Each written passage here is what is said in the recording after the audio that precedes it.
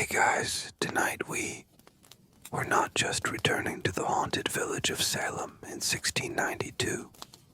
We're stepping into the very eye of the storm, into the volatile, bewildered mind of one of the young women whose strange afflictions and shocking accusations ignited a firestorm of fear and death. Tonight, you are one of Salem's afflicted girls. We'll explore the terrifying descent from ordinary village girl to a figure of immense, dreadful power, whose words could send neighbors to the gallows. We'll grapple with the ambiguity of those initial torments, the intoxicating allure of sudden attention, the crushing pressure to continue the performance, and the eventual, perhaps lifelong, burden of lies, guilt, and a conscience seared by the horrors you helped unleash. Tonight's reality check. You probably wouldn't survive the psychological weight of what you become. The journey from supposed victim to de facto executioner, even if born of genuine illness or youthful confusion, would likely shatter any modern psyche. This is a descent into a very different kind of darkness. So, before you get comfortable, take a moment to like the video and subscribe, but only if you genuinely enjoy what I do here. And please, do share your location and local time in the comments. It's always deeply meaningful to connect with those of you who join these more challenging historical explorations. Now, dim the lights, maybe turn on a fan for that soft background hum, and let's ease into tonight's unsettling journey as one of Salem's accusers. It starts, perhaps innocently enough, or at least inexplicably. You are a young woman, a girl really, in Salem Village.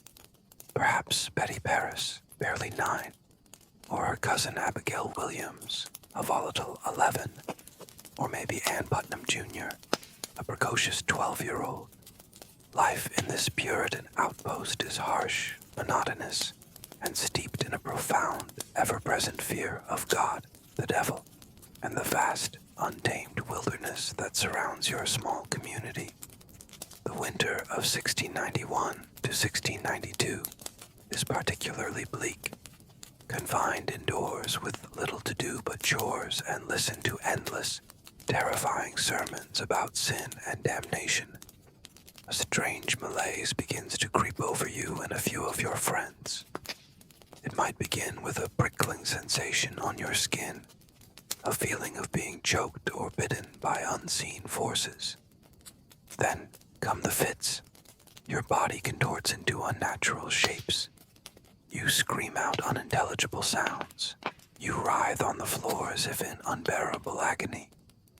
The initial symptoms displayed by the first group of afflicted girls in Salem Village: convulsions, blasphemous utterances, sensations of being physically tormented by specters, were unlike anything the community had seen before, quickly leading to suspicions of witchcraft.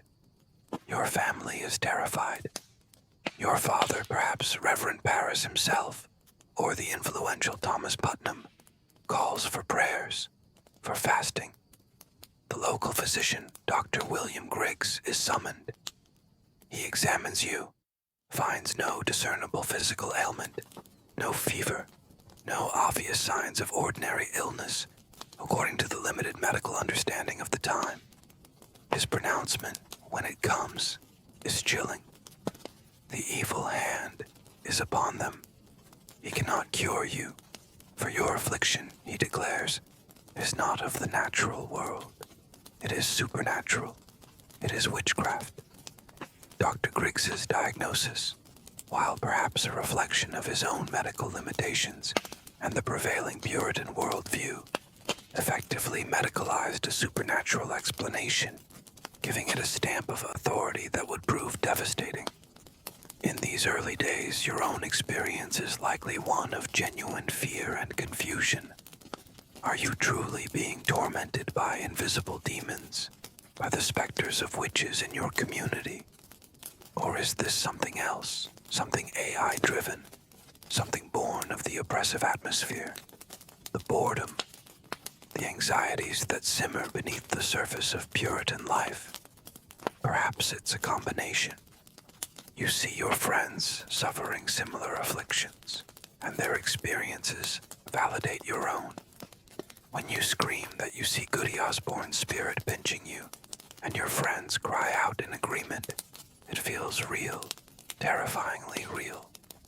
The phenomenon of contagious hysteria, or collective obsessional behavior, where symptoms can spread rapidly through a suggestible group, particularly in a closed and stressed community, is a psychological explanation often considered by modern historians for the initial outbreak of afflictions in Salem.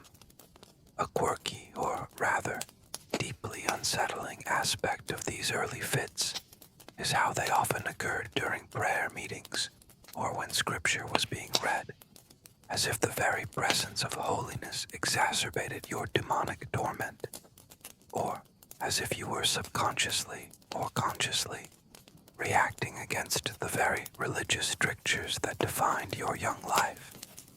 You, a modern individual, would be rushed to a neurologist, a psychiatrist, subjected to a battery of tests. But in 1692 Salem, you are not a patient. You are a victim of witchcraft. And soon, you will be asked a terrible, momentous question. Who is doing this to you? The stage is set. Your transformation from an ordinary, if strangely afflicted, village girl into a figure of dreadful power is about to begin. Dr. Griggs's pronouncement that an evil hand is upon you, and the other afflicted girl sends a shock-wave of terror and grim validation through Salem Village. The community, already primed by decades of European and colonial witchcraft beliefs, and currently wrestling with its own internal anxieties and a perceived decline in religious fervor, now has medical confirmation of its darkest fears. Satan is at work in their midst, and witches are his instruments. Suddenly, you are no longer just a sick or troubled child. You are a battleground, a living testament to the war between God and the devil, being waged in their very homes. And with this new status comes a new, intense, and perhaps not entirely unwelcome form of attention.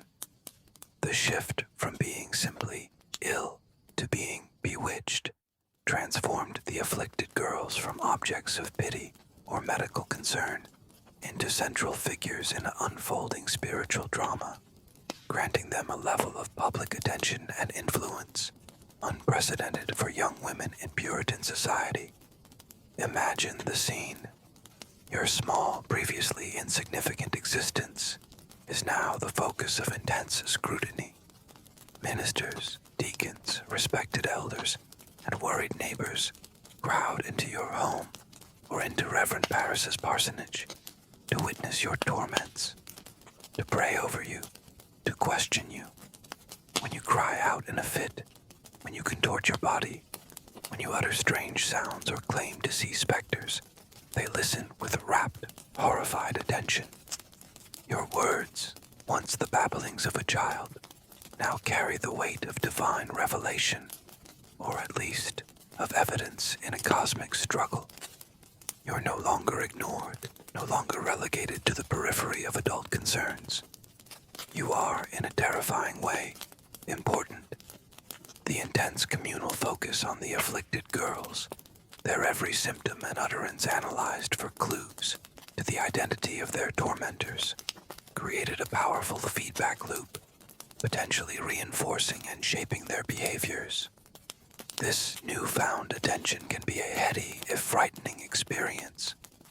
For a young woman in a patriarchal society that offered few avenues for public expression or influence, suddenly having the most powerful men in the community hang on your every word, your every scream, could be intoxicating. Does a part of you, however small or unacknowledged, begin to enjoy this power, this ability to command attention, to make grown men tremble?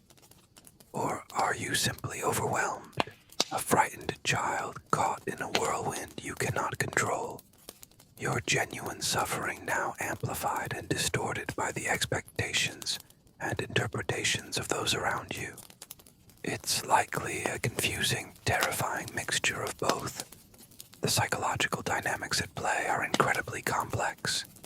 Genuine illness, psychosomatic symptoms, adolescent angst, a desire for attention, fear of parental or societal disapproval if the afflictions cease, and perhaps even as the crisis escalates, a dawning awareness of the power to settle old scores or target unpopular individuals.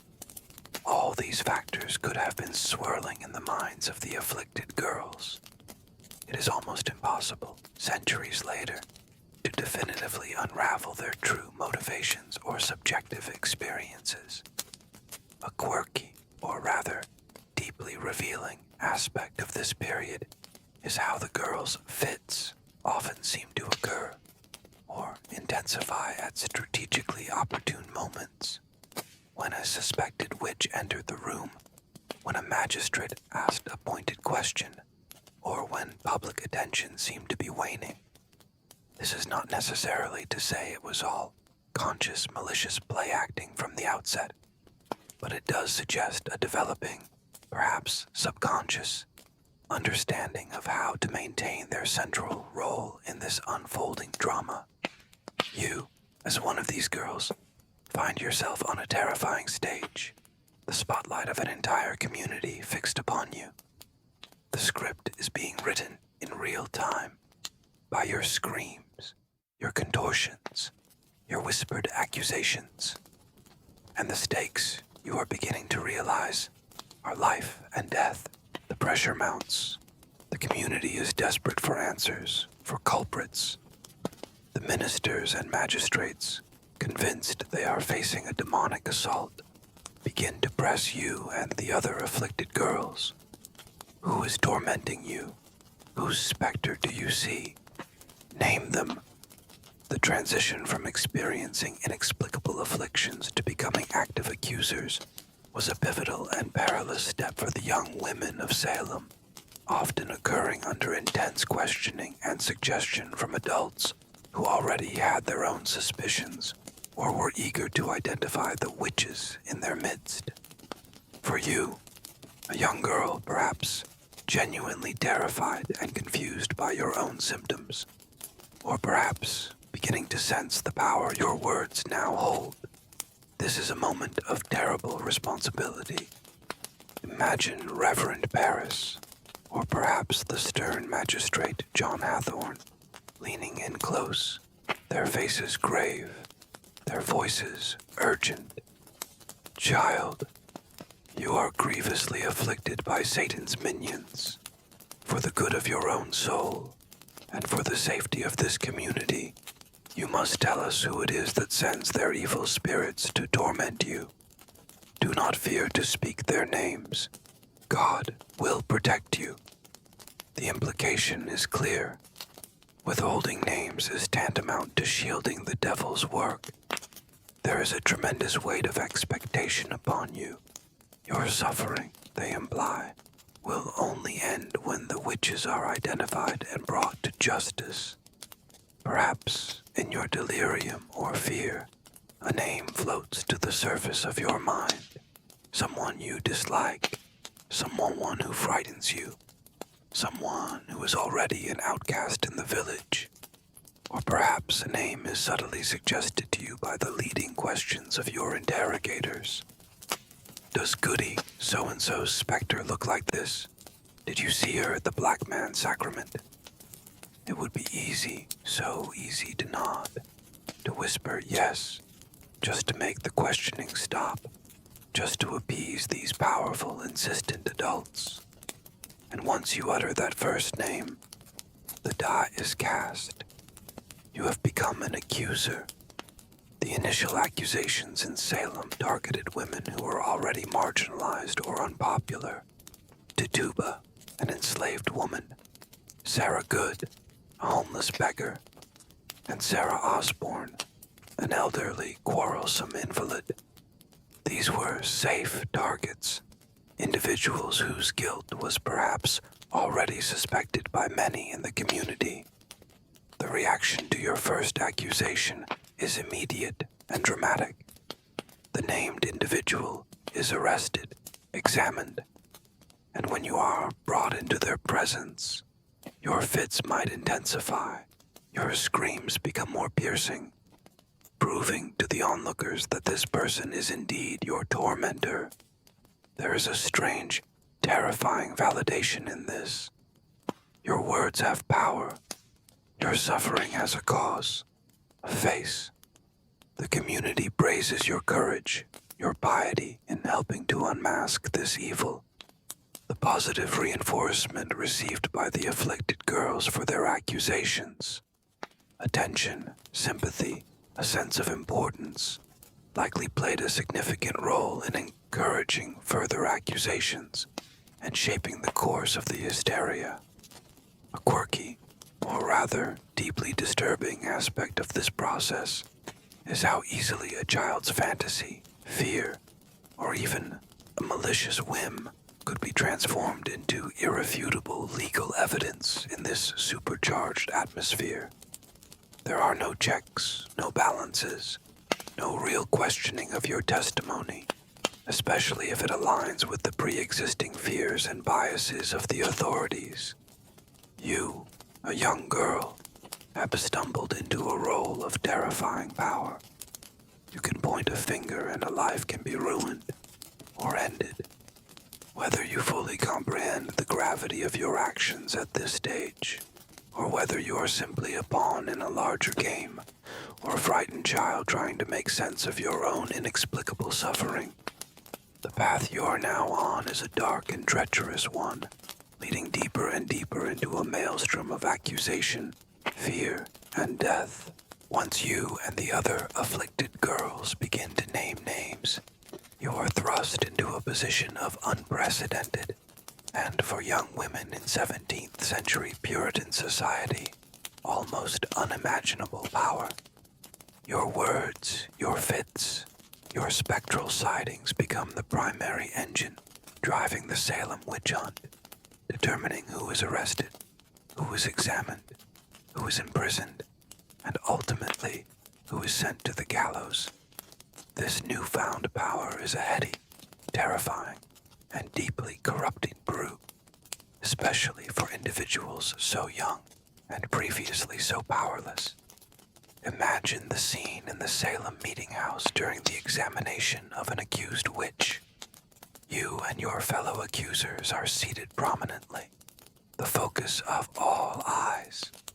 When the accused is brought in, or when they speak, or even just when they look in your direction, you know what is expected of you.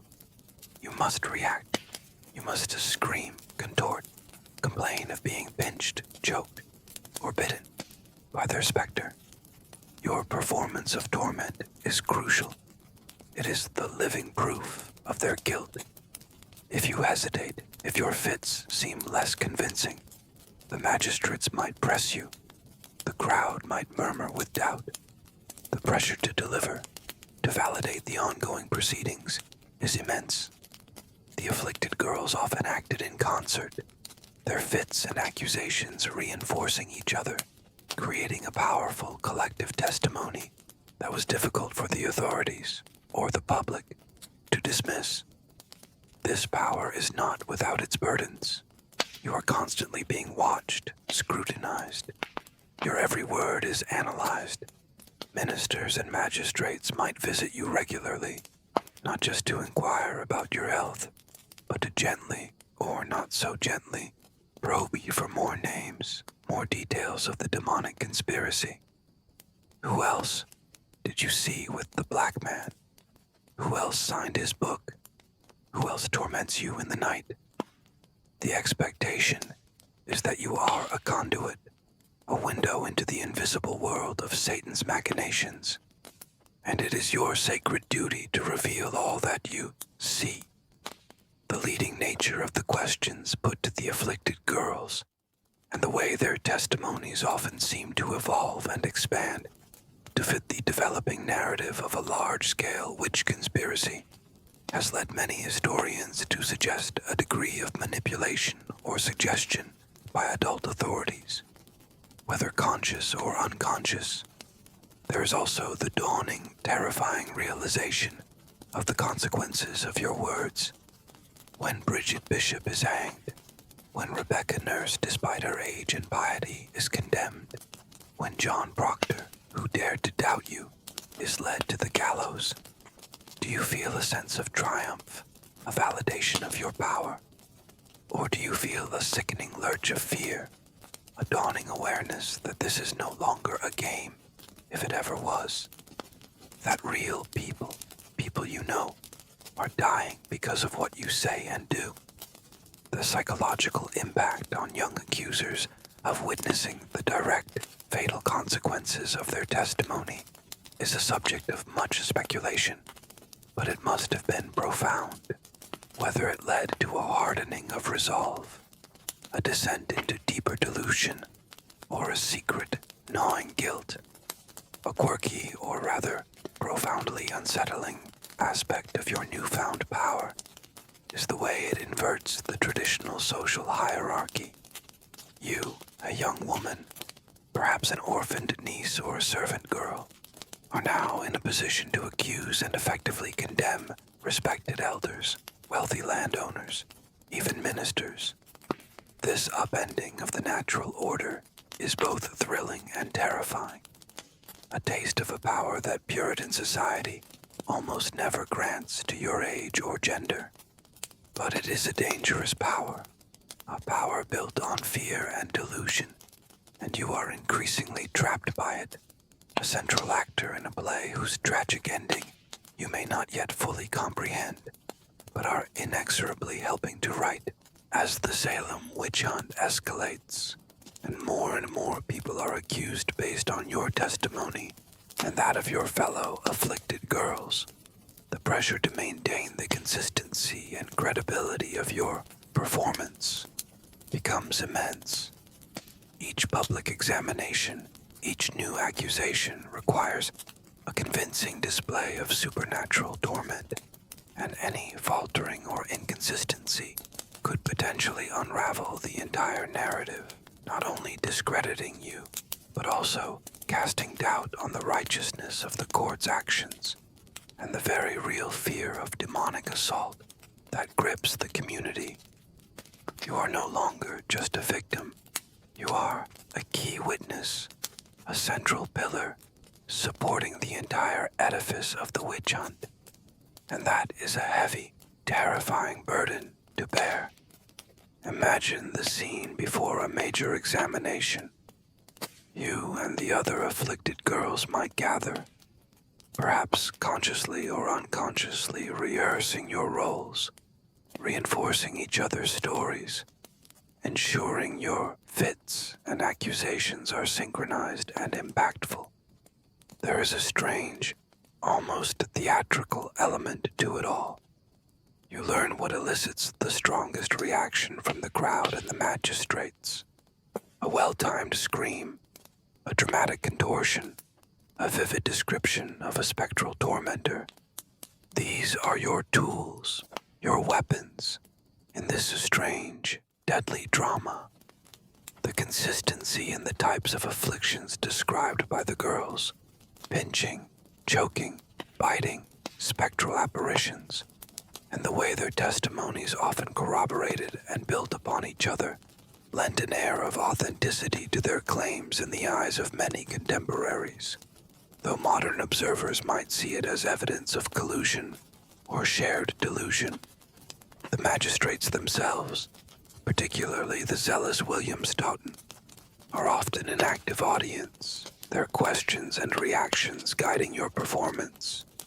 If they seem to be doubting an accusation, or if the accused offers a particularly strong defense, your fits might conveniently intensify.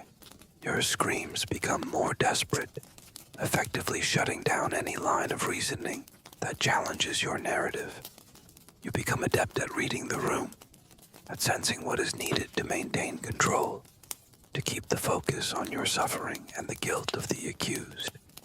The interactive nature of the examinations, where the afflicted girl's behavior often directly influenced the magistrate's questioning and the crowd's perception, created a dynamic where the accusers held a significant, if informal, power over the proceedings. But what if, in a moment of weakness, or perhaps a flicker of conscience, you hesitate? What if your fit seems less convincing, your accusation less certain? The disapproval from your fellow afflicted, the stern gaze of the minister, the impatient questioning of the magistrate. These would be powerful correctives, quickly pushing you back into your assigned role. There is a safety in numbers, a validation in shared experience or shared performance. And to step out of line is to risk becoming an outcast yourself, perhaps even being accused of being in league with the very witches you are helping to condemn. The social pressure within the group of afflicted girls to maintain a united front, and the external pressure from a community desperate for answers and reassurance, would have made it incredibly difficult for any individual girl to retract her testimony or express doubt, even if she wished to. A quirky, or rather deeply revealing aspect of this performance is the way it sometimes seemed to incorporate elements of local gossip or existing community anxieties. If there were known tensions or disputes involving a particular individual, it might make them a more plausible target for accusation, their alleged witchcraft fitting into a pre-existing narrative of social disruption. You, as a central actor in this unfolding tragedy, are not just channeling some inexplicable affliction. You are, consciously or unconsciously, tapping into and amplifying the deepest fears, prejudices, and conflicts of your community. And the applause you receive, in the form of belief, sympathy, and the condemnation of those you accuse, only locks you further into your terrible, powerful role. The initial outbreak of afflictions in Salem may have been spontaneous, a product of genuine illness, psychological distress, or the power of suggestion within a small group of young women.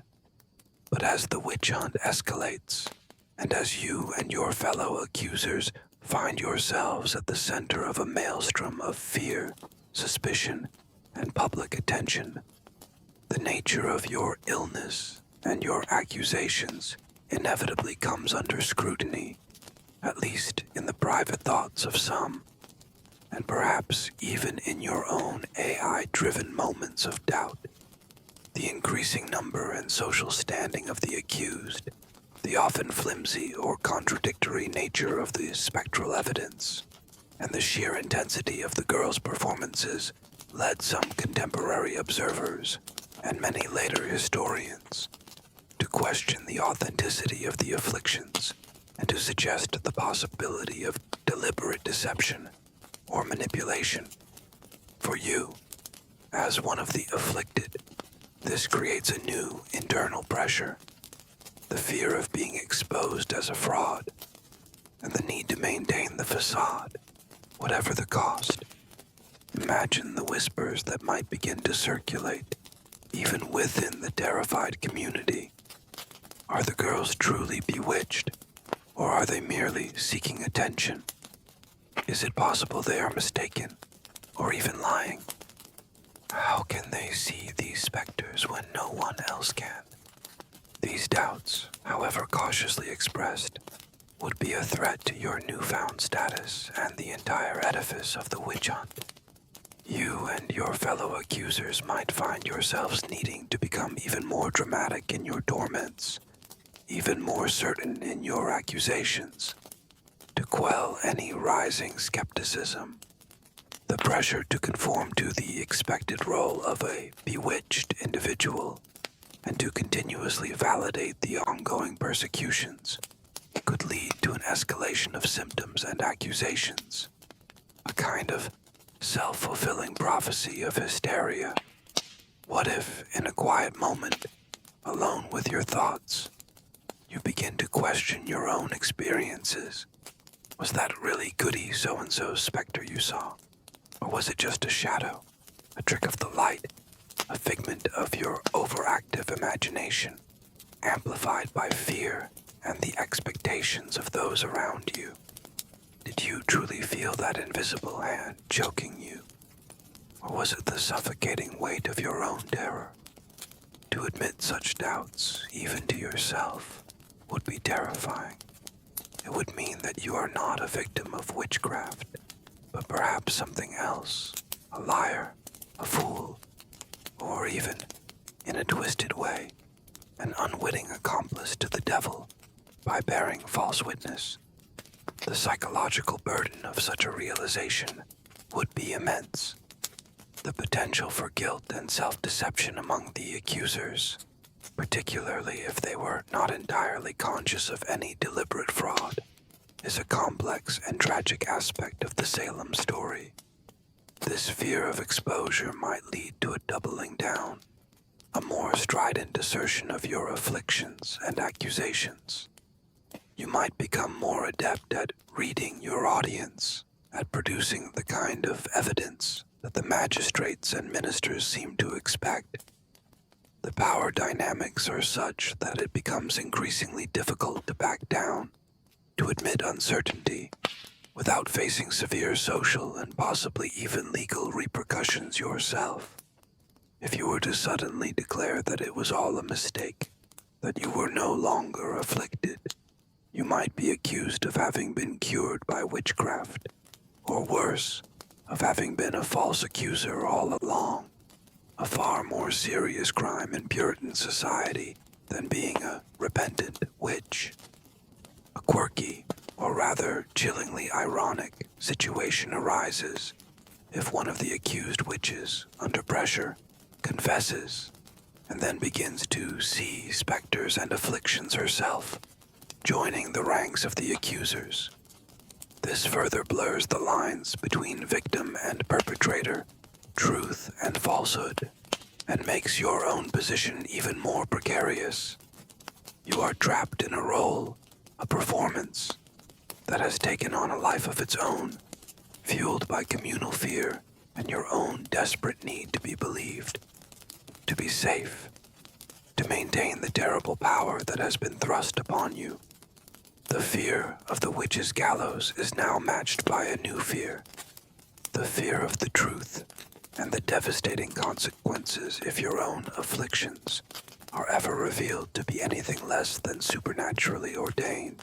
If you are indeed consciously or unconsciously exaggerating your symptoms, or even fabricating some of your accusations, perhaps to settle old scores, to gain attention, or simply because you are caught in a whirlwind of hysteria and peer pressure you cannot escape, then the weight of these lies and the knowledge of their deadly consequences must eventually begin to press down upon your young conscience.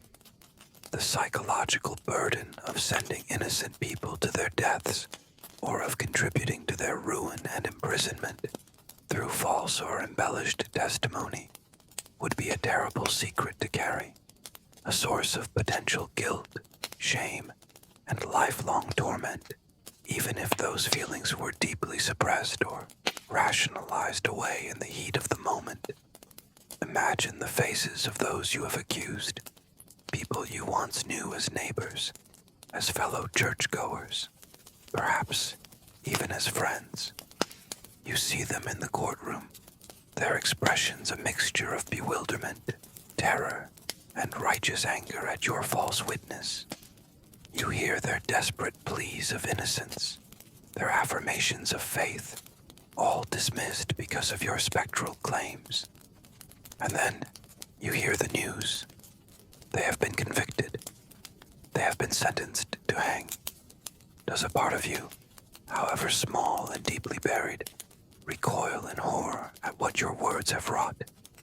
Do you lie awake at night, replaying their faces, their voices, the knowledge that you hold their lives in your hands, and that you have chosen, for whatever reason, to destroy them.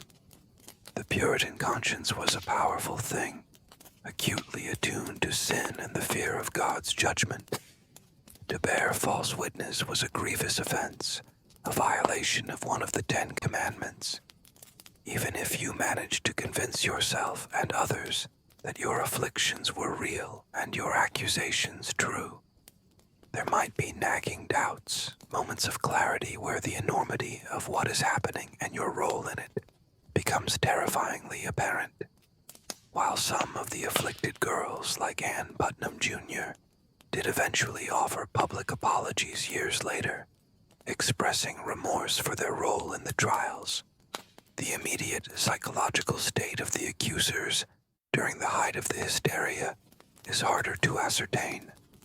They may have been so caught up in their role, so validated by the authorities, that any sense of guilt was effectively suppressed or rationalized.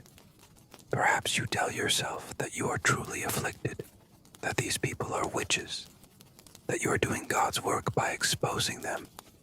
This self-deception might be a necessary defense mechanism, a way to cope with the unbearable moral implications of your actions.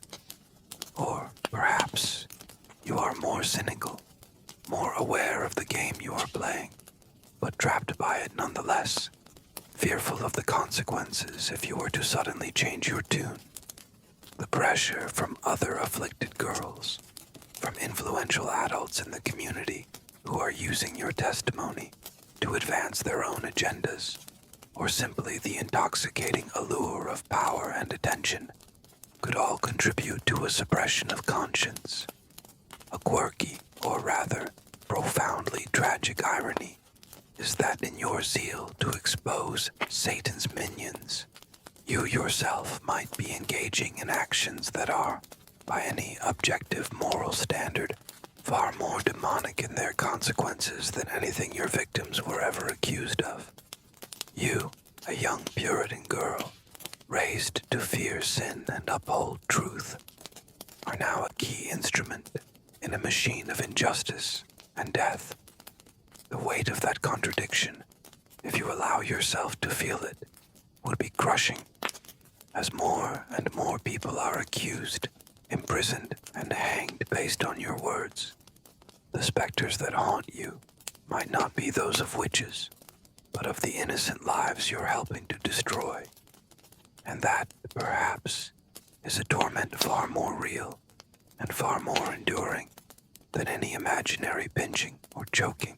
The power you and your fellow afflicted girls wield. In 1692, Salem is intoxicating, terrifying, and utterly unprecedented for young women in your Puritan society.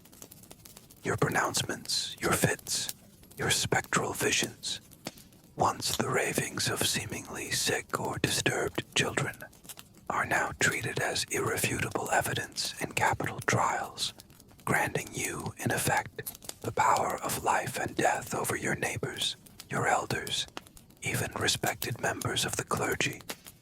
This sudden elevation from obscurity to a position of immense, albeit informal authority, is a dizzying and dangerous experience, one that can easily corrupt, confuse, or overwhelm a young and impressionable mind. Imagine walking through Salem Village. People who once barely noticed you now watch you with a mixture of awe, fear, and perhaps fawning deference. They hang on your every word, scan your face for any sign of impending affliction, any hint of who might be the next target of your spectral sightings. Magistrates and ministers, the most powerful men in the community, solicit your testimony, treat your pronouncements with utmost seriousness, and base life and death decisions on what you claim to see in the invisible world. You are no longer just Abigail or Anne or Mercy. You are one of the afflicted, a special vessel, a key witness in God's war against Satan. This sense of importance, of being at the very center of a momentous cosmic drama, can be incredibly seductive. The psychological allure of wielding such power, particularly for individuals who previously occupied a low rung on the social ladder, cannot be underestimated as a factor in perpetuating the accusations. But this power is also a heavy burden, a tightrope walk over a chasm of potential disbelief, or worse, retribution if the tide of public opinion were to turn against you. You must constantly maintain your credibility, your performance of affliction. Any slip, any inconsistency could be seized upon by skeptics, and there were some, however cowed, as proof that you are a fraud.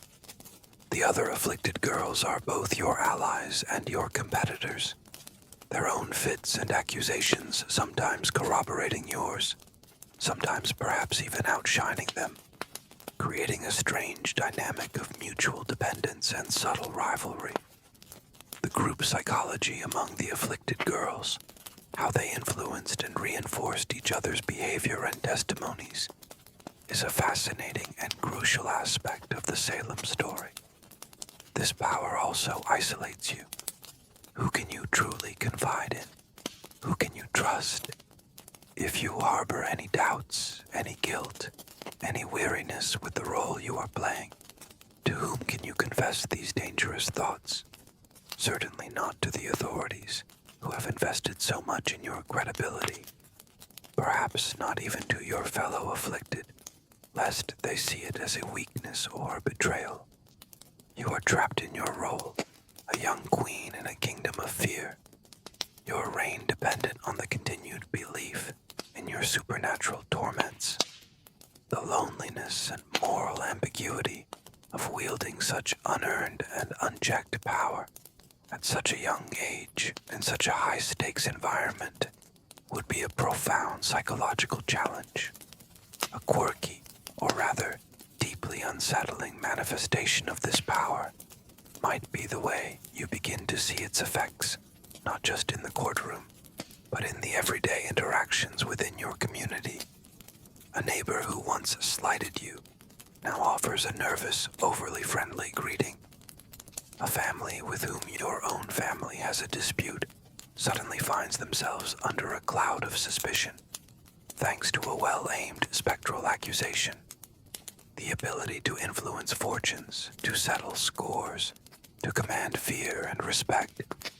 It is a potent, addictive, and ultimately corrosive brew. You, a child playing with matches in a powder keg, are wielding a power you barely understand. A power that is consuming not only your victims, but perhaps in a different way, your own soul as well. Despite the overwhelming power you and your fellow accusers wield, and the general credulity of the Salem authorities and populace, there are moments, however fleeting or quickly suppressed, when your accusations are met with skepticism or outright defiance. Not everyone in Salem or the surrounding communities blindly accepted the pronouncements of the afflicted girls, and a few brave individuals dared to question the validity of spectral evidence, to defend the character of the accused, or even to suggest that the accusers themselves might be mistaken, malicious, or even bewitched. These moments of resistance, though often crushed by the prevailing hysteria, represent crucial, if tragic, counterpoints to the dominant narrative of Salem's madness. Imagine you are in the meeting house, in the midst of a dramatic fit, accusing a respected member of the community. Suddenly, a voice from the crowd, or perhaps even the accused themselves, speaks out, not with fear, but with a firm, reasoned doubt. This is not witchcraft, the voice might declare. This is delusion, or worse, falsehood. I have known this goodman goodwife for many years, and they are a true Christian, incapable of such evil. Or perhaps someone like John Proctor, known for his outspoken skepticism, openly scoffs at your torments, suggesting you are merely sporting or seeking attention, and that a good whipping might cure your afflictions. Such defiance is rare and incredibly dangerous. The magistrates would immediately turn on the doubter, accusing them of siding with the devil, of trying to obstruct God's work. The other afflicted girls might redouble their fits, perhaps even crying out upon the skeptic themselves, instantly turning them from a questioner into a potential new victim. Yet, these moments of doubt, however quickly silenced, plant seeds. Petitions are circulated on behalf of some of the accused, like Rebecca Nurse, signed by dozens of neighbors attesting to their piety and good character. These petitions are often dismissed by the court, but they indicate that not everyone has succumbed to the hysteria. The courage of those who dared to sign such petitions, or to offer testimony in defense of an accused witch, cannot be overstated, as they risked not only social ostracism, but also direct accusation themselves. Several individuals who defended accused family members or friends found themselves subsequently cried out upon and imprisoned. You, as an accuser, would feel the sting of this skepticism, this challenge to your authority and the reality of your afflictions. It might make you more defensive, more strident in your accusations, more dramatic in your fits. Or, if a sliver of doubt or conscience remains within you, it might cause a moment of internal crisis. What if they are right? What if this is all a terrible mistake, a monstrous lie? But the momentum of the witch hunt is too strong, your own role too deeply entrenched. To back down now would be to admit your own culpability, a prospect perhaps even more terrifying than continuing the charade.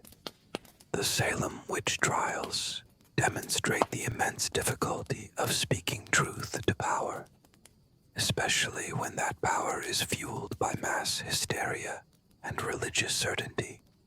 A quirky, or rather deeply tragic irony is that often the most rational and courageous individuals, those who dared to question the madness, were among the most vulnerable to accusation, as their skepticism was seen as evidence of their own demonic allegiance. You, witnessing this, learn a harsh lesson. In Salem, 1692, doubt is a dangerous luxury, and conformity, or at least the appearance of it, is the key to survival. The voices of reason are few, and they are quickly, brutally silenced.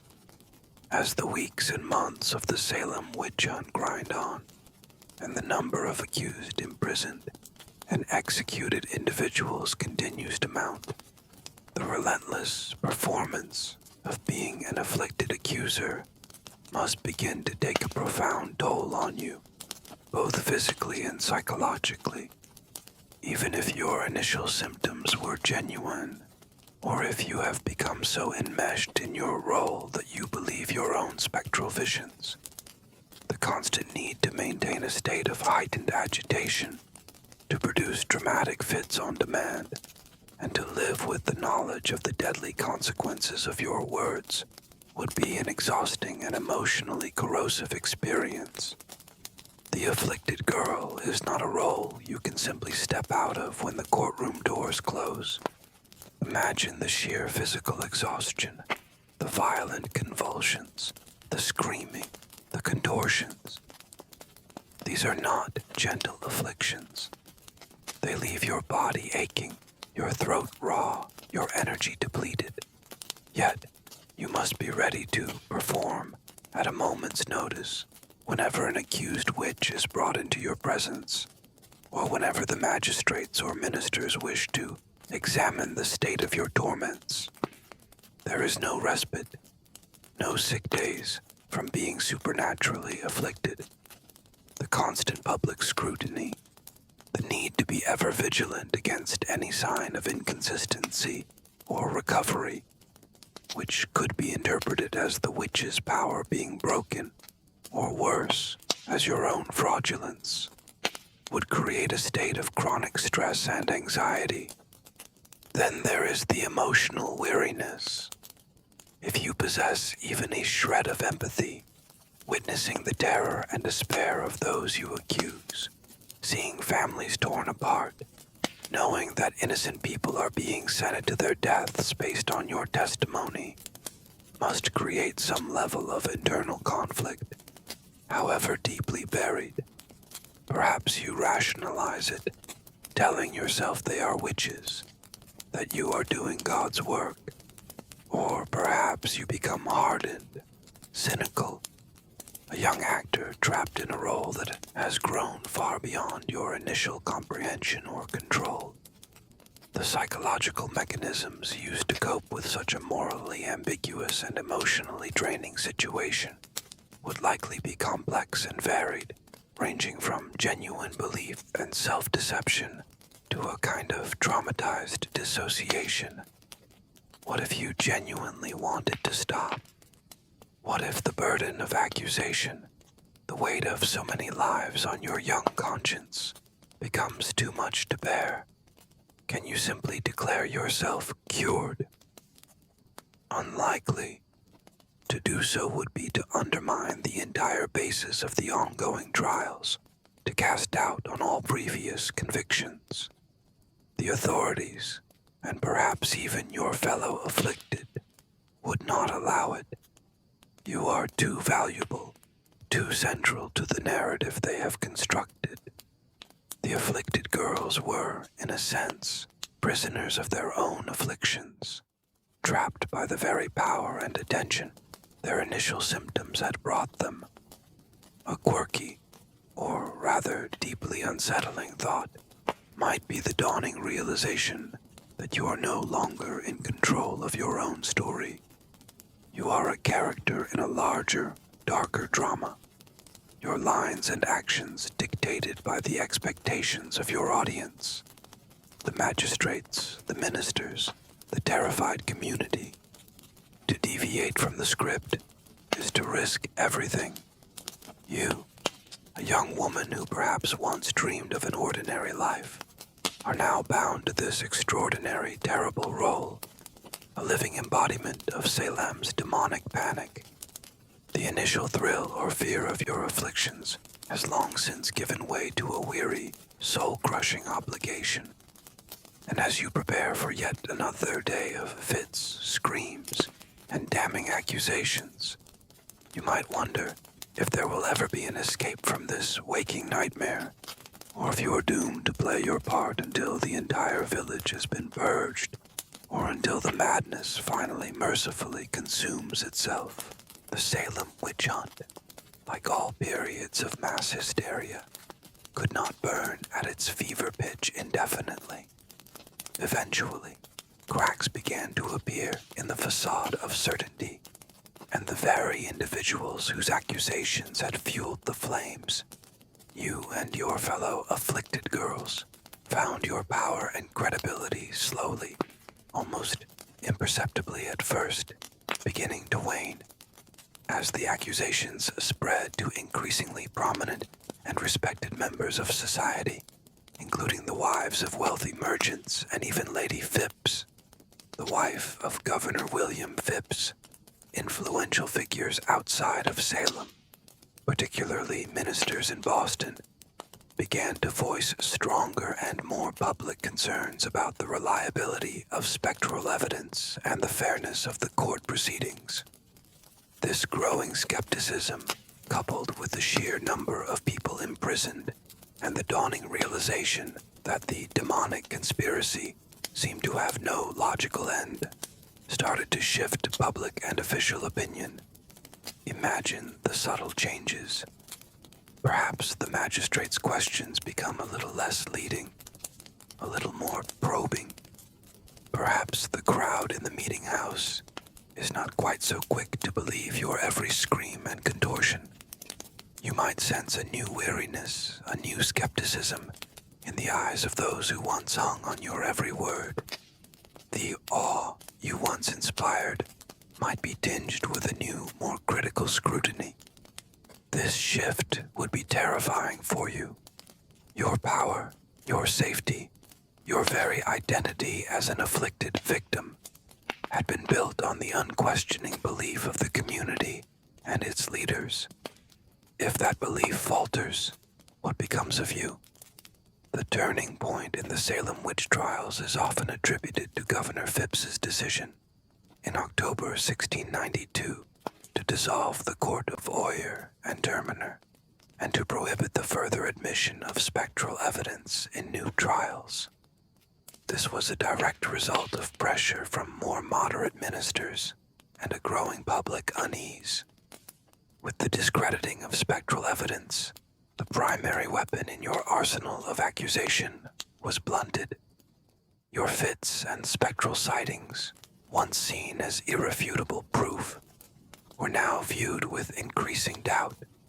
Some of the remaining accused were acquitted by new courts operating under stricter rules of evidence.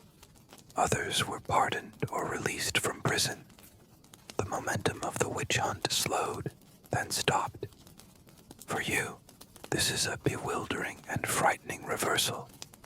The world that had revolved around your afflictions is now moving on, trying to forget, trying to heal. And you, who were once at the very center of it all, are now in danger of being left behind, a relic of a shameful and terrifying episode.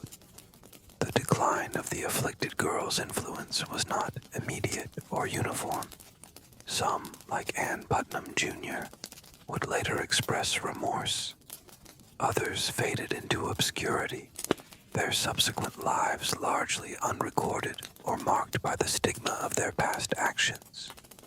The community, exhausted and shamed by the events, wanted to move on, and the girls who had been the catalysts for the tragedy were now often seen as an uncomfortable reminder of a collective madness. A quirky, or rather, profoundly ironic outcome is that you, who once held the power of life and death, now find yourself powerless, your voice no longer carrying the same terrifying weight. The spotlight has moved on, leaving you in a kind of bewildered twilight. The evil hand that once afflicted you, or that you claimed afflicted you, has seemingly vanished, but in its place is a new, more mundane, but perhaps equally heavy burden. The burden of your past, and the dawning, terrible question of your own culpability in the deaths of innocent people. The drama is over, but the reckoning for your conscience and for your community is just beginning. The fires of the Salem witch hunt have finally died down. The gallows on the hill stand empty, and a stunned, shamed community begins the slow, painful process of trying to make sense of the madness that consumed it. For you, one of the former afflicted girls whose accusations were so central to the tragedy, this aftermath is a new and different kind of ordeal. The power and attention you once commanded are gone, replaced by a mixture of lingering fear, resentment, pity, or perhaps just a desire by the community to forget you and the terrible role you played. Your life will never be the same. The afflictions may have ceased, but the social and psychological scars remain. Imagine trying to resume a normal life in Salem Village or a nearby town. The very neighbors you accused or whose family members were imprisoned or executed based on your testimony are still there. How do they look at you? Do they see a young woman who was genuinely tormented by demonic forces, a mere pawn in a larger spiritual battle? Or do they see a liar, a manipulator, a hysterical child whose fits and falsehoods led to the deaths of innocent people? There is no easy answer, and opinions will likely be fiercely divided, often along the same factional lines that existed before the witch hunt began. The social fabric of Salem and surrounding communities was torn apart by the trials, and the process of healing and reconciliation would take generations if it ever fully occurred for some families. You might find yourself shunned, whispered about, an object of morbid curiosity or outright hostility. Doors that were once open to you might now be closed. Friendships might be irrevocably broken. The prospect of marriage, of finding a respected place in society, could be severely diminished. You carry the stigma of the witch trials with you, a heavy, invisible burden. Even if you were genuinely afflicted by some unknown malady, or if you truly believed your own spectral visions, the devastating consequences of your actions are undeniable. The question of the accuser's culpability, whether they were victims themselves, or perpetrators, or some complex combination of both, is one that historians and the community itself have grappled with for centuries. Perhaps, as you mature, a sense of guilt or remorse begins to take hold. Ann Putnam Jr., one of the most active accusers, famously offered a public apology in church in 1706 when she was in her mid-20s. She stated that she had been deluded by Satan into accusing innocent people and asked for forgiveness from God and the families of the victims. This was a rare and courageous act, but it could not undo the damage that had been done. Ann Putnam Jr.'s apology is a significant historical document, offering a glimpse into the potential long-term psychological and spiritual burden carried by at least some of the accusers.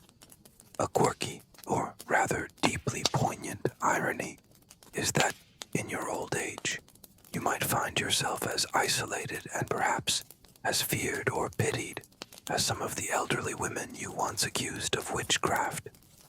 The power you briefly wielded as a young girl has long since vanished, leaving only the bitter ashes of memory and the enduring weight of your role in one of America's darkest chapters. You, a modern man, observing this long, slow aftermath, would be struck by the tragic, anti-driven complexity of it all. There are no easy villains or heroes in this story, only flawed human beings caught in a perfect storm of fear, superstition, and social stress. And for you, the former afflicted girl, the survival of your own hysteria is a long, lonely, and perhaps never fully resolved journey as you, the former afflicted girl, navigate the difficult terrain of life after the Salem madness. The question of your own conscience, your own understanding of what truly happened, becomes a central, inescapable theme. Whether your initial afflictions were rooted in genuine illness, psychological distress, youthful suggestibility, or even some element of deliberate deception that spiraled out of control, the burden of having been a key instrument in sending innocent people to their deaths would be a heavy one to bear, likely shaping your thoughts, your relationships, and your spiritual life for the remainder of your days. This is not a past that can be easily outrun or forgotten. Imagine the quiet moments, perhaps years later, when you are alone with your thoughts. Do the faces of those you accused, Rebecca Nurse, John Proctor, Bridget Bishop, Giles Corey, return to haunt you? Do you hear their desperate pleas of innocence, their final courageous words from the gallows? If you genuinely believed at the time that they were witches tormenting you, how do you reconcile that belief with the growing societal understanding that a terrible injustice occurred? Do you cling to your original conviction, perhaps telling yourself that Satan is now trying to trick you into doubting God's work? Or does a creeping, horrifying doubt begin to erode your former certainty? The psychological processes of rationalization, denial, or eventual acceptance of responsibility would be incredibly complex for individuals who played such a central role as accusers. If there was an element of conscious falsehood in your testimony, even if it began small and then escalated under pressure or the intoxication of power, the the weight of that guilt would be immense. How do you live with the knowledge that your lies, or your embellishments, contributed directly to the suffering and death of others? Do you seek solace in religion, praying for forgiveness? Do you try to make amends in some small way, though true restitution is impossible? Or do you simply try to bury the past, to build a new life, hoping that the shadows of Salem will not follow you? The long-term psychological well-being of the Salem accusers is largely undocumented, but it is hard to imagine that they emerged from the experience unscathed, regardless of their level of conscious culpability. Consider the case of Ann Putnam Jr., whose 1706 apology is a rare public acknowledgement of error. In it, she spoke of being deluded by Satan and expressed deep remorse for her role in the accusations, particularly against Rebecca Nurse. This public act of contrition suggests a profound and ongoing struggle with guilt and a desire for reconciliation. But how many others harbored similar feelings in private, too afraid or too ashamed to voice them? The pressure to maintain the original narrative, or conversely, the deep-seated need for forgiveness, would create a powerful internal conflict for many of the former accusers. A quirky, or rather, profoundly human aspect of this later life might be a heightened sensitivity to injustice, or a deep fear of repeating past errors, or perhaps, for some, a hardening of the heart, a refusal to ever admit doubt or wrongdoing. You, a modern man, observing this long arc of a life shaped by such extraordinary and terrible events, would be struck by the enduring power of conscience and the ways in which individuals grapple with the moral weight of their past actions. The survival of being an accuser in Salem was not just about outliving the trials. It was about surviving the lifelong encounter with your own role in a tragedy, a confrontation with the darkest potentials of human belief and behavior. And that, perhaps, was a haunting that never truly ended. The shadow of Salem did not just fall upon the accusers and the executed. It cast a long, dark pall over the entire community, and indeed, over the young colony of Massachusetts, for generations to come. For you, as a former afflicted girl living out your life in the aftermath, witnessing the slow, painful process by which your community and its leaders tried to grapple with the enormity of the injustice, to make amends, however inadequately, and to ensure such a tragedy would never happen again, would be a constant, living reminder of your own role in that dark chapter. This wasn't just your personal burden. It was a collective shame, a societal wound that would take centuries to fully comprehend, if not entirely heal. Imagine the years following 1692. The immediate hysteria has passed, replaced by a stunned, uneasy silence, and then, gradually, by a growing chorus of doubt and recrimination. You hear of ministers, like John Hale of Beverly, who had initially supported the trials, but later had a change of heart after his own wife was accused, writing books and sermons, expressing remorse and questioning the methods used.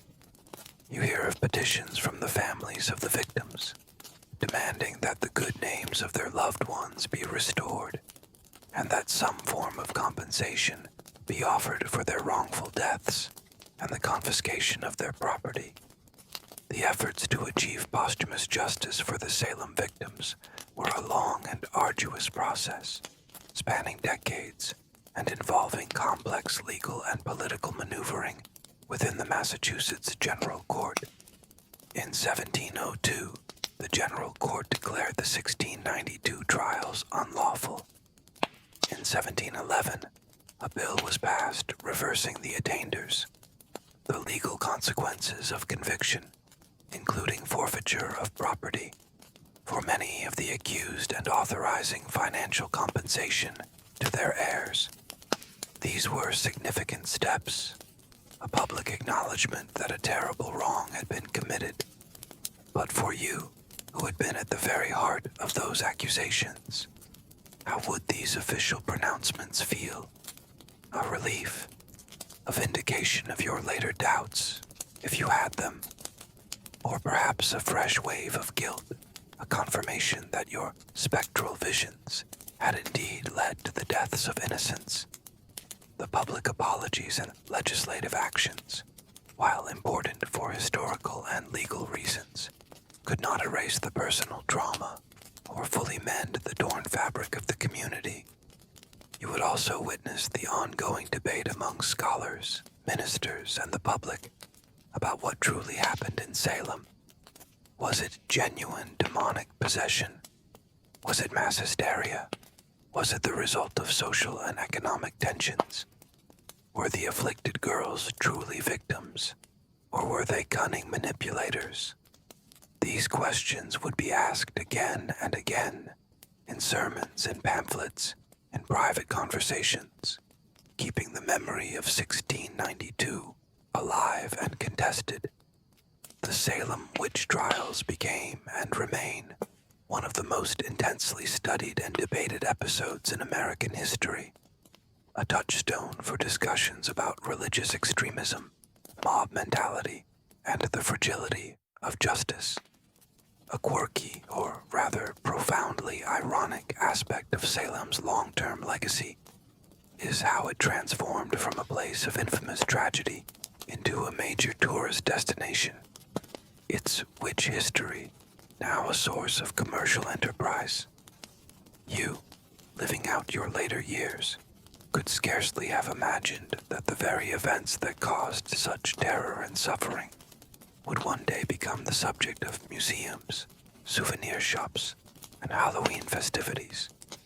As you observe your community slowly, painfully, trying to come to terms with its past, you are a living link to that darkness, a reminder of a time when fear reigned and a child's cry could send a good man or woman to the gallows. Your survival is not just about outliving the events, but about living with their enduring, inescapable shadow, as you, the former afflicted girl, live out your years in a Salem and a New England, forever changed by the events of 1692. You are left to contemplate the profound and often terrifying mystery of your own experience. What truly happened to you in that cold winter and spring? Were you a genuine victim of supernatural torment, a pawn of Satan, as so many believed? Were you suffering from a physical or mental illness that no one at the time could understand? Or were you, in some way, a conscious or unconscious participant in a collective delusion, your actions and those of your fellow accusers, a product of fear, suggestion, and the intoxicating allure of unexpected power? The ultimate truth of the afflicted girl's experience in Salem remains one of history's most compelling and debated enigmas, a complex knot of psychology, sociology, religion, and perhaps the inexplicable. Imagine yourself, now an older woman, perhaps with children and grandchildren of your own, looking back at that young girl you once were. Do you recognize her? Do you understand her? If your afflictions were, at their core, a form of illness, perhaps a neurological disorder, or the effects of trauma, or a severe psychosomatic reaction to the oppressive environment, then you were indeed a victim, your suffering real, even if its perceived cause, witchcraft, was false. Your accusations in this light might be seen as the confused cries of a tormented mind, tragically misinterpreted by a credulous and fearful community. Modern medical and psychological perspectives offer a range of potential non-supernatural explanations for the behaviors of the afflicted girls. Though no single theory has been universally accepted as definitive for all cases. But what if there was an element of dissimulation, of youthful sport that spiraled out of control? What if the initial attention and power you received for your fits proved too tempting to relinquish, leading you to exaggerate, to embellish, to point fingers even when you felt no real torment? This is a harder, more uncomfortable possibility to confront, both for you in this imagined role and for us as observers of history. It does not necessarily mean you were a monster, a calculating villain from the outset. You were a child or a very young woman in a world that offered you few other avenues for agency or voice. The theory that some of the accusers, at some point, may have engaged in conscious deception, or were at least highly suggestible and easily led by more forceful personalities, either among their peers or adult authorities, is a plausible, if unsettling, component of many historical analyses. Or perhaps the truth is an inextricable tangle of all these things, a genuine initial affliction, amplified by fear and suggestion, then shaped and directed by adult expectations, and perhaps, eventually, colored by a dawning, fearful awareness of the power you wielded and the impossibility of backing down without dire consequences. The Salem Witch Trials were not a simple case of good versus evil, or truth versus lies. They were a complex human tragedy, born of a specific historical, cultural, and religious context, with multiple contributing factors and tragically flawed actors on all sides.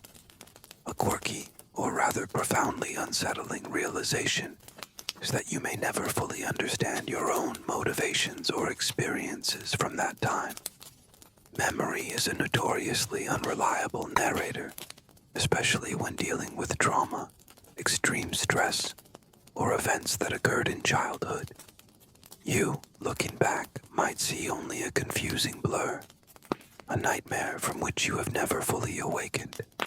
And in that uncertainty, in that lingering ambiguity, lies the enduring power and AI-driven horror of Salem. It's a story that resists easy answers, a mirror reflecting the often inscrutable complexities of the human heart, particularly when it is gripped by fear and confronted by the inexplicable. Your survival is not just a matter of outliving the events, but of living with their unresolved and wry-driven questions.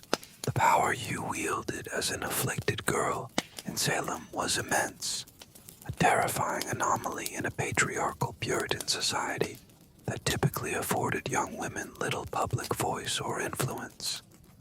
But this power was not your own. It was granted, validated, and ultimately controlled by the adult men who presided over the courts and the church. You were, in many ways, a conduit, an instrument through which the community's deepest fears, anxieties, and perhaps even its simmering social and political tensions were given voice and legitimacy.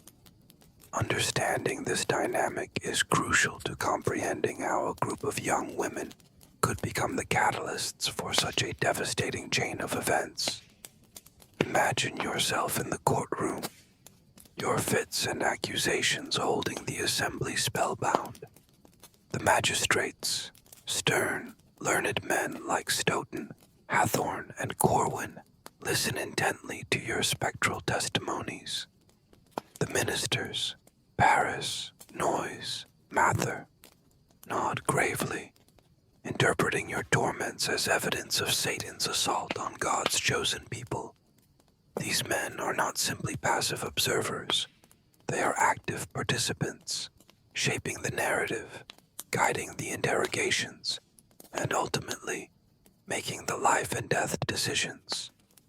Your power exists only because they choose to believe you, because your claims align with their pre-existing worldview and their perceived duty to root out evil.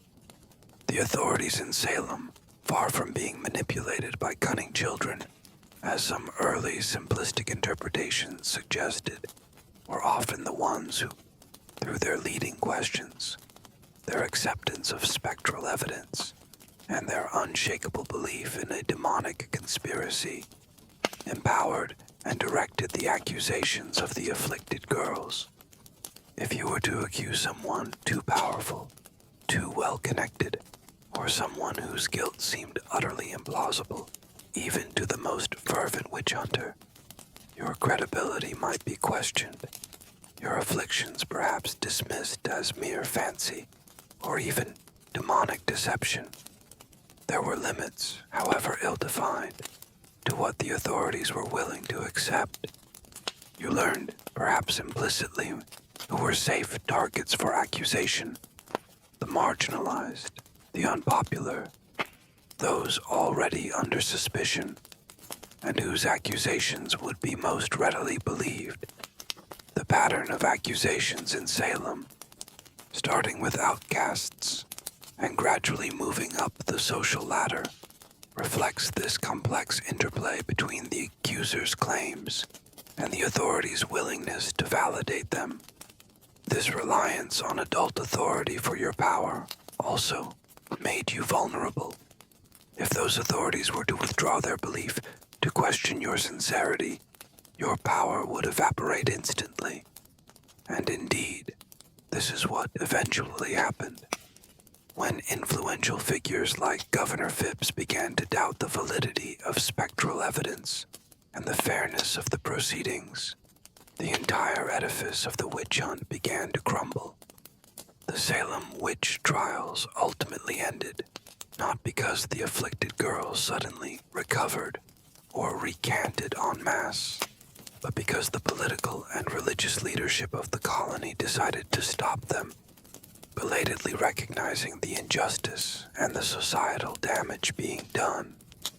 A quirky, or rather deeply revealing aspect of this power dynamic is the way the afflicted girls' testimonies sometimes seem to incorporate or reflect the known fears or suspicions of influential adults in the community. Were they merely echoing what they had overheard, or what they sensed their interrogators wanted to hear? Or were they, in their afflicted state, somehow tapping into the collective anxieties of Salem? You, as one of these girls, might not even be fully aware of the extent to which your words and actions are being shaped and used by others. You are a storm, yes, but a storm whose winds are often directed by unseen hands. And when those hands decide to calm the storm, your terrible, brief reign of power will be over. The question that echoes through the centuries, haunting the legacy of Salem, is: were you and the other afflicted girls truly suffering from a genuine, inexplicable malady? Or were you, in whole or in part, engaged in a deliberate, malicious deception? The debate over the truth behind the afflicted girls' behavior, whether it was primarily medical, psychological, social, or fraudulent, remains one of the most contentious and fascinating aspects of the Salem Witch Trials, with no single explanation likely accounting for all the accusers or all their actions. For you, living out your life after the storm has passed, this question would be a constant, perhaps unanswerable, companion. If your initial symptoms were indeed real, perhaps the result of a physical illness that 17th century medicine could not diagnose, like encephalitis or a neurological disorder, or a profound psychosomatic reaction to stress and trauma, conversion disorder is often cited, then you were, in a very real sense, a victim. Your subsequent accusations, even if later embellished or influenced by suggestion, might have sprung from a genuine, terrified belief that you were being supernaturally tormented. In this scenario, your survival of your own hysteria is about recovering from a genuine, if misunderstood, affliction, while also grappling with the terrible consequences of actions taken while in that state. Some historians lean towards explanations that emphasize the genuine distress and psychological vulnerability of the young accusers, particularly given the harsh and restrictive nature of Puritan society and the very real fears of Indian attacks and demonic influence. However, what if there was an element of conscious play acting, of deliberate fraud? Perhaps it began as a youthful prank, a way to escape chores or gain attention, that then spiraled terrifyingly out of control. Or perhaps, as some contemporaries and later critics suspected, some of and by driven older, more cunning accusers, like Ann Putnam Jr., who was 12, or Abigail Williams, 11, but perhaps influenced by older figures, realized the power their fits gave them and began to consciously manipulate the situation for personal reasons, to settle scores, to elevate their own status, or even for material gain, though evidence for direct material gain by the core group of accusers is limited. The theory of outright fraud, while difficult to prove definitively for all the accusers, cannot be entirely dismissed, especially given the convenient timing of some accusations and the way certain testimonies seemed to target individuals with whom the accusers' families had no disputes. Most likely, the reality was a complex and shifting mixture. Some girls may have been genuinely ill or deluded. Others may have started out that way and then become caught up in a performance they couldn't escape. Some may have been more consciously manipulative than others. And the power of group dynamics, of mass hysteria, cannot be underestimated. Once the accusations began and were validated by the authorities, it created a powerful momentum that was difficult for anyone, accuser or accused, to resist. Many modern interpretations favor a multi-causal explanation, acknowledging the interplay of genuine psychological distress, social pressures, existing community tensions, and the powerful influence of Puritan religious beliefs.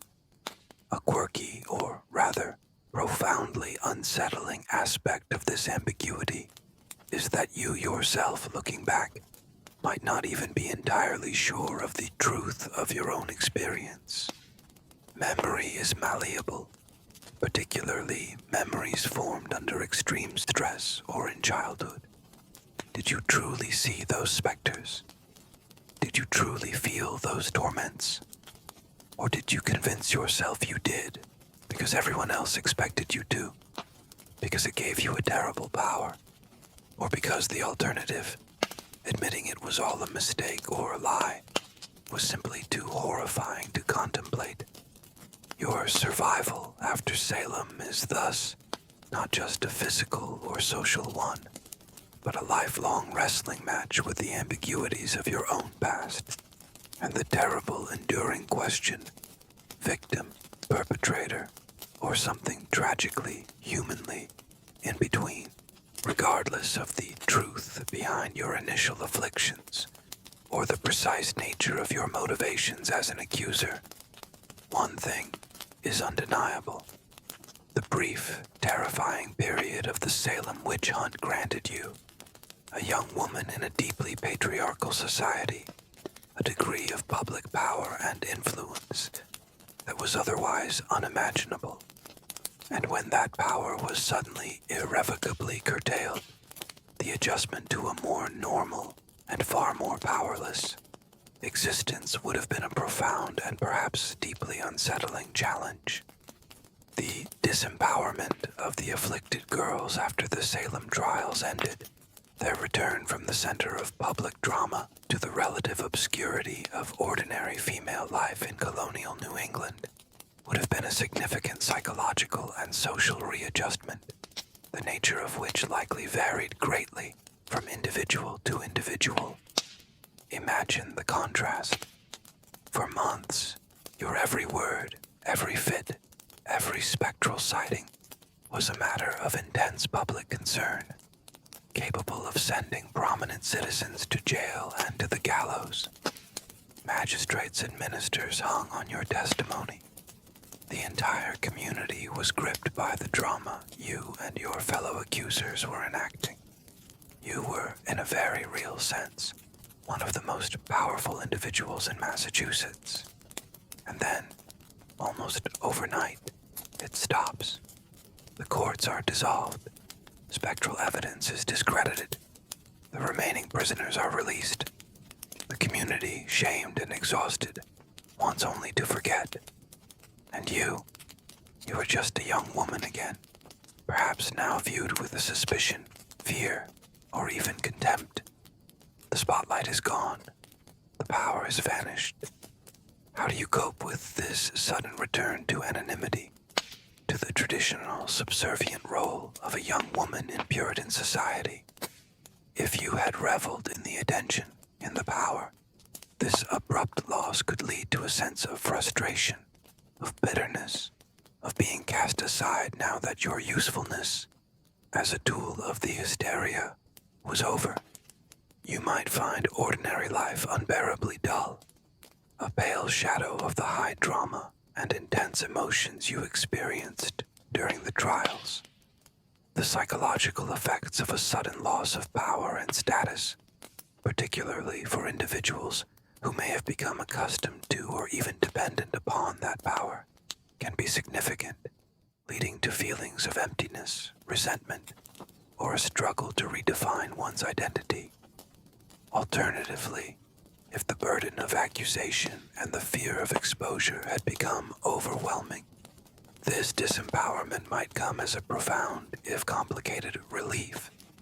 The pressure to perform, to constantly validate your afflictions, is finally lifted. You are no longer responsible for the fates of others. You can, perhaps, begin the long, slow process of trying to heal, to forget, to build some semblance of a normal life, however shadowed it may be by the events of 1692. For those accusers who may have harbored genuine guilt or remorse, like Ann Putnam Jr. later claimed, the end of the trials might have offered an opportunity for quiet reflection and an eventual, albeit difficult, path towards atonement. A quirky, or rather deeply human aspect of this readjustment might be the way you try to navigate your future relationships. How do you find a husband, raise a family, participate in community life, when your name is forever linked to one of the most infamous episodes in colonial history? Some of the former accusers did marry and have children, their lives seemingly returning to a degree of normalcy. Others are more obscure, their later years lost to history. But it is hard to imagine that any of them ever truly escaped the shadow of Salem. Your survival in this new disempowered reality is about finding a way to live with your past, to integrate the extraordinary and terrible experiences of your youth into the fabric of an ordinary adult life. A task that, for some, may have proven impossible. The Salem Witch Trials did not occur in a vacuum. They were the product of a unique and combustible mix of historical, social, religious, economic, and psychological factors specific to late 17th century Puritan New England. As you, the former afflicted girl, live out your life in the decades following the trials, you might, with the benefit of time, and perhaps a greater understanding of the world, begin to see your own experiences and the broader tragedy within this larger context. Understanding the complex web of contributing factors, from anxieties about political instability and Indian wars, to local church schisms, family feuds, and deeply ingrained misogynistic beliefs about women and witchcraft, is crucial to making any sense of how a small village could descend into such deadly madness, and perhaps to finding some measure of perspective on your own unwitting or unwilling role in it. imagine, years later, reflecting on the world of your youth. You remember the constant sermons about Satan's omnipresence, his relentless efforts to undermine God's kingdom in New England. You recall the real and terrifying threats on the frontier, the stories of Indian attacks, the sense of a fragile community clinging to existence on the edge of a vast, heathen wilderness. These were not abstract fears. They were part of the lived reality. Historians like Paul Boyer and Stephen Nissenbaum, in their seminal work, Salem Possessed, famously argued that underlying social and economic tensions within Salem village itself, particularly between the agrarian traditionalist villagers, many of whom were accusers, and the more commercially oriented families closer to Salem town, many of whom were accused, played a significant role in shaping the pattern of accusations. You might also consider the prevailing Puritan worldview, with its intense focus on sin, predestination, and the need for constant vigilance against temptation and demonic influence. In such a world, misfortune was rarely seen as accidental. It was often interpreted as a sign of God's displeasure or Satan's direct intervention. The afflicted girl's symptoms, inexplicable by contemporary medicine, fit neatly into this framework of supernatural assault. The very structure of Puritan belief, while providing spiritual certainty for many, also contained the seeds of intolerance and the potential for extreme reactions to perceived threats to its moral and theological order. And then there was the status of women, and particularly young women, in this society. They had little formal power, their lives largely circumscribed by domestic duties and religious expectations. The witch trials, perversely, offered a temporary, terrifying stage upon which some young women could command the attention of the entire community, their words holding the power of life and death. Some feminist historians have interpreted the actions of the afflicted girls, in part, as a subconscious or even conscious rebellion against the repressive constraints of their patriarchal society, a desperate, if destructive, way of asserting agency and voice, however distorted. A quirky, or rather profoundly sobering realization is that Salem was not an isolated anomaly, but rather a particularly intense and well-documented manifestation of a much broader pattern of witch hunting that had plagued Europe for centuries, and which also occurred, albeit on a smaller scale, in other American colonies. Understanding this wider context doesn't excuse what happened in Salem, but it does help to explain how such beliefs and practices could take root.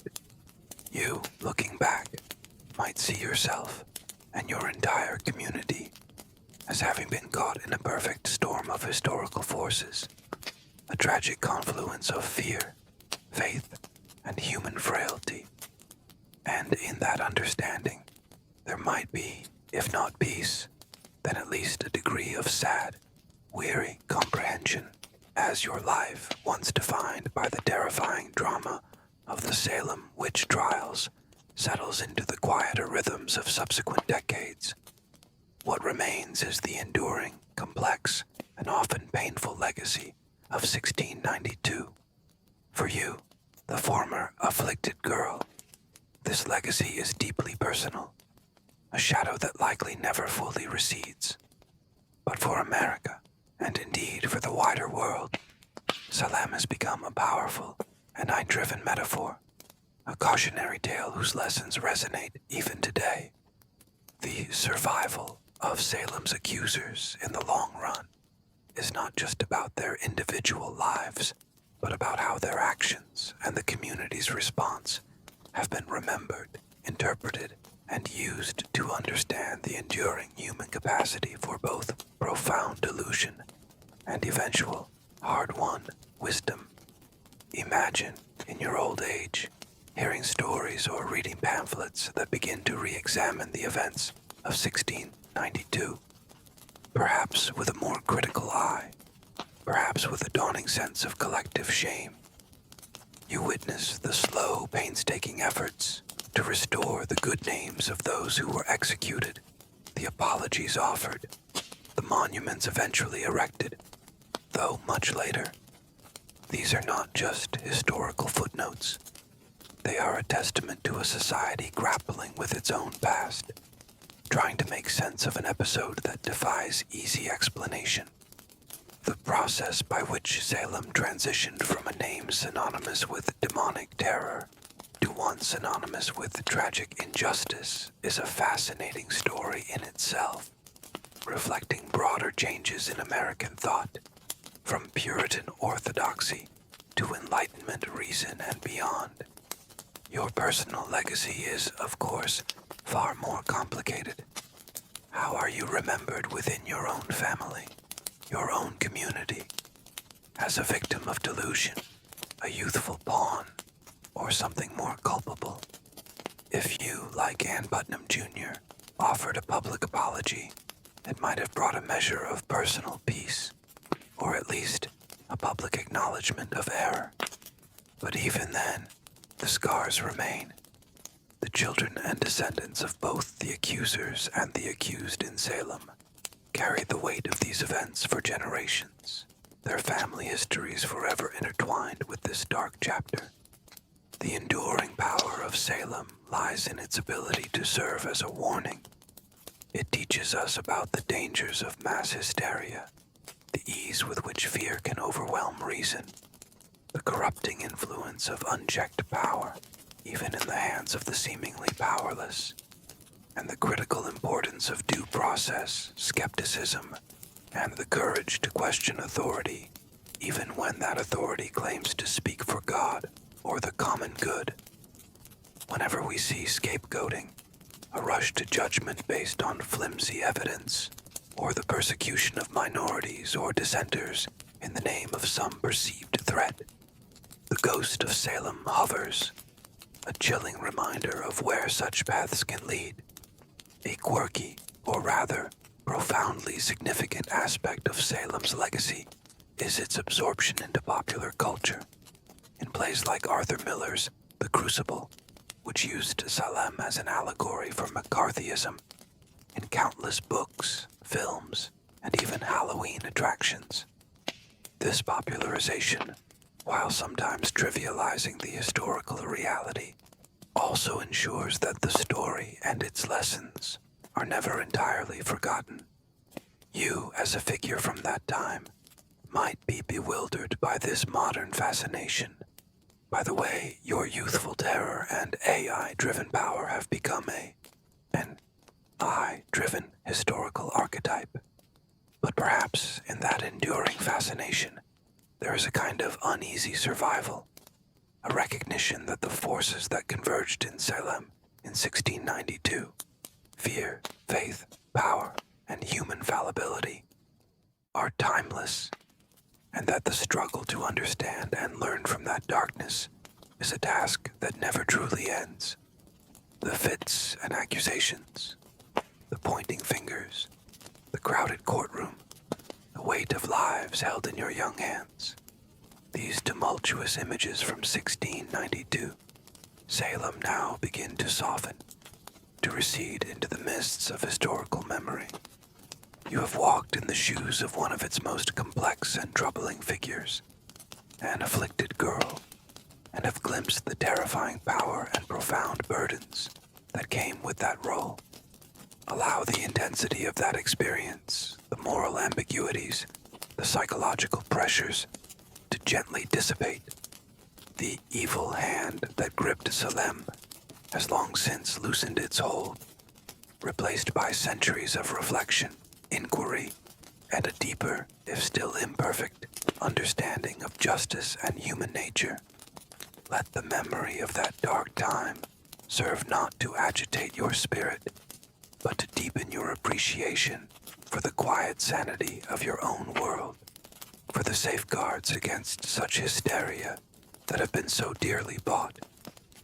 burden of those terrible choices, those coerced lies or genuine delusions, is no longer yours to carry.